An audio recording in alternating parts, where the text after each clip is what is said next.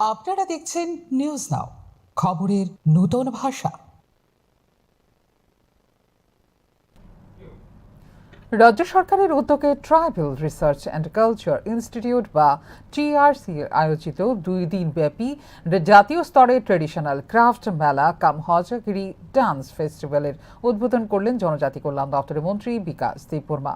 মেলায় তাঁদের ঐতিহ্যবাহী হস্তশিল্প, বাঁশ ও বেতের সামগ্রী, ঐতিহ্যবাহী পোশাক, অলংকার এবং নানান প্রথাগত খাদ্যদ্রব্যের স্টল নিয়ে অংশগ্রহণ করেন রাজ্যের বিভিন্ন প্রান্ত থেকে আগত জনজাতি শিল্পী ও কারিগররা। জনজাতিদের কৃষ্টি, সংস্কৃতি ও ঐতিহ্য সংরক্ষণ, প্রচার এবং প্রসারের লক্ষ্যে রাজ্য সরকারের এই উদ্যোগ বলে জানিয়েছেন জনজাতি কল্যাণ মন্ত্রী।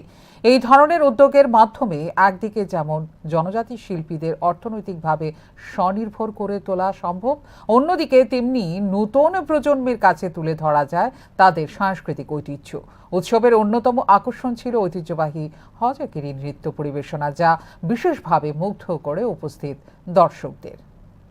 মূল লক্ষ্য হলো আমাদের যে হারিয়ে যাওয়া আমাদের ক্রাফটগুলি, যেটা হস্তশিল্প, যেটা বানানো আগে আমাদের চিরাচরিত্র, যে ওইগুলি যেমন হারিয়ে না যায়।